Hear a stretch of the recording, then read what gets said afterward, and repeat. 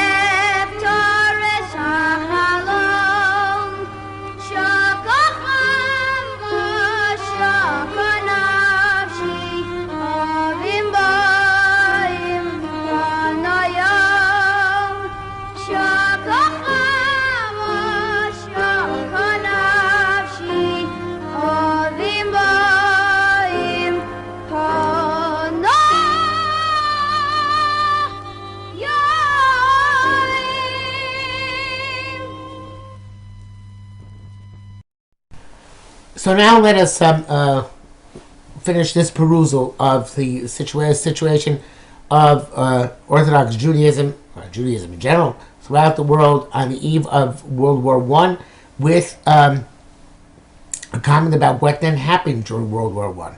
Now, of course, there was terrible, terrible suffering during World War I. Far more soldiers were killed in World War I than in World War II, although in World War II, more civilians were killed.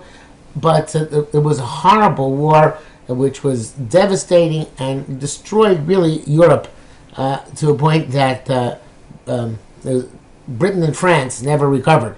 The victors were the ones who lost in the long run. Germany did recover because of a certain charismatic leader later on, but obviously went off the rails in a different direction.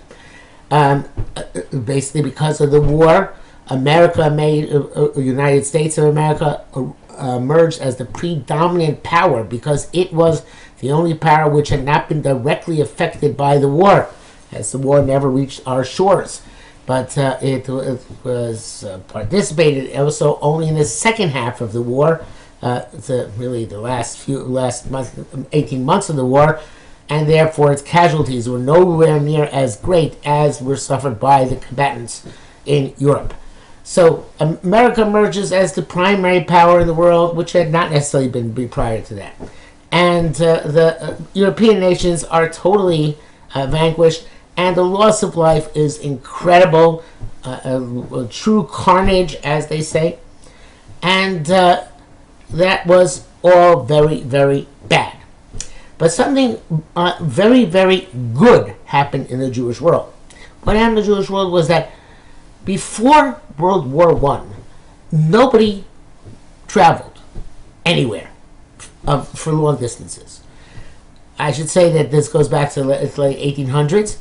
But then in the late 1800s, a lot of people traveled by steamship to get away from oppression or economic difficulties to get to another country. But nobody visited each other and learned from each other. In other words, if you grew up in a Hasidic home, you probably were surrounded by Hasidim and never met anybody non-Hasidic in your life. If you grew up in a Litvische home, which was a Misnagdische home, you probably only met Litvaks and never interacted with anybody else your entire life. Perhaps an exotic traveler would come from time to time, but your Litvak culture was the be-all and end-all. The same thing with Hungary and Poland and all those countries, and even England and France. The means of transportation were extremely expensive. If one was not striking out to go on to try and make a better life, people didn't travel. So there was very little interaction between the different schools of thought which developed in Klal Yisrael till this point, which could only be improved. And the improvement happened during World War I, when the Germans conquered most of Eastern Europe. Now this had major ramifications. First of all, we have these three gentlemen. These are three Rabbanim. The Rabbanim, sorry, it's hard for me to do this. Okay.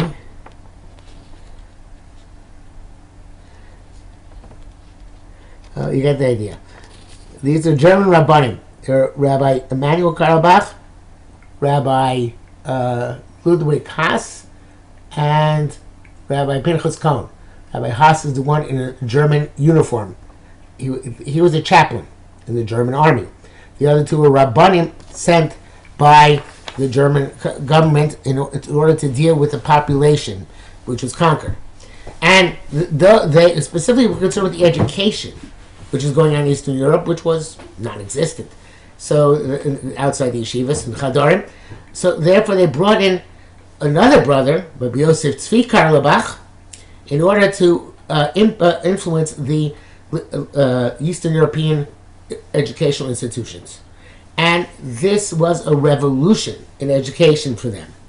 And it started a modern system of schools throughout the Eastern Europe, which are very similar to the day schools that we have today, the yeshivas we have today, where both religious and secular studies are studied, where there are modern teaching methods, except for teachers like me, which are employed in trying to help kids understand better and not be just punishing them for not getting it right, and in general, inculcating, meaning that putting into the students a sense that they could have a professional and middle-class future, just like the German Jews who they now came to appreciate. And there was, in Kovna, which was a great Lithuanian center, a Torim Derech Eretz Yeshiva arose. And in Telz, they started a system of schools called Yavne, which would be very similar to the system of Torah Masorah schools we have today in America. They even faced some of the same problems. In 1930, there was a conference in Lithuania, and one of the speeches was, how do we get our kids to wear tzitzis to school? So some things never change. So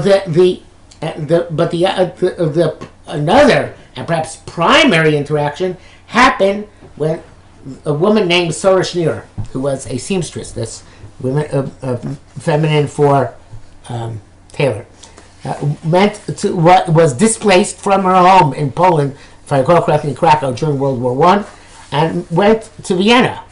And Vienna, she heard this person speak person's name was Rabbi Moshe David Flesh. Rabbi Moshe David Flesh was a Talmud of Rabbi Shamshon Hirsch. He really was a Talmud of Shlomo Breuer, Rabbi Shamshon Hirsch's son-in-law, but he was a Talmud of Shamshon Hirsch, and taught him Derech Eretz. And as a result, he did several things which would have been radical in Eastern Europe. He actually taught women directly. Women were never taught by Rabbanim in Eastern Europe. And he spoke to them about heroes in Tanakh who would be role models for them. So again, it's something would be unheard of in Eastern Europe. And he was extremely inspiring. And were already models of education for women, effective education for women in the Hirschian system. So what basically Sarah Schneer did is she took the Hirschian German ideals back to Poland and started an educational system for girls along those lines, which changed the face of Klal Yisrael. Later on, she got rabbinical endorsements from very great Gedolim. Most of them were skeptical at first, but they came along.